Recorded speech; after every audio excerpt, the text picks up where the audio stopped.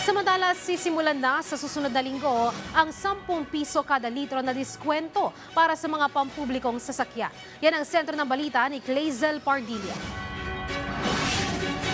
Bawat sukling ibinabalik ng kanyang pasahero, itinatapal ng jeepney driver na si Rolly sa kanyang kita na pinaliit ng mataas sa presyo ng diesel.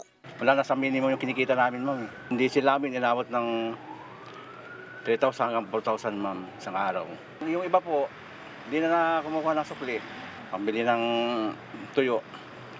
Bigas. Bigas po, tuyo na lang, ma'am. Wala lang pang pang sariwa. Sakit. Medyo masakit po talaga sa bulsa, ma'am.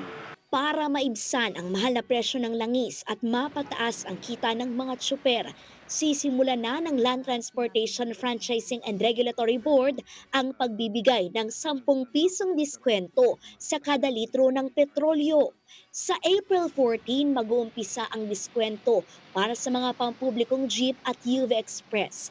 Bawat unit maaring makapagpakarga ng 150 litrong gasolina kada linggo, kaya ang tipid 1,500 piso kada linggo o 6,000 piso kada buwan.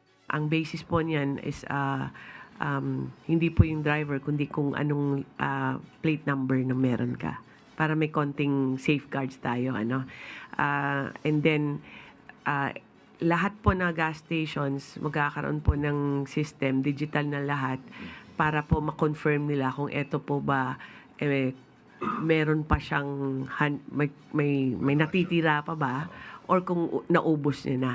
Uumpisahan ang diskwento sa Metro Manila at ipatutupad sa 14,000 gasolinahan sa buong bansa. Ang initial budget po dyan is 1.5 billion.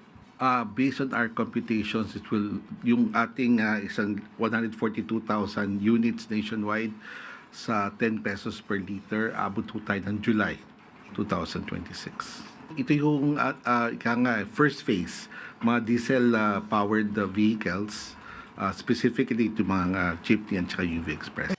Nasa 142,000 na mga pampublikong sasakyan ang inaasahang makapagbebenepisyo sa diskwento sa petrolyo. Malaking tulong po, ma'am.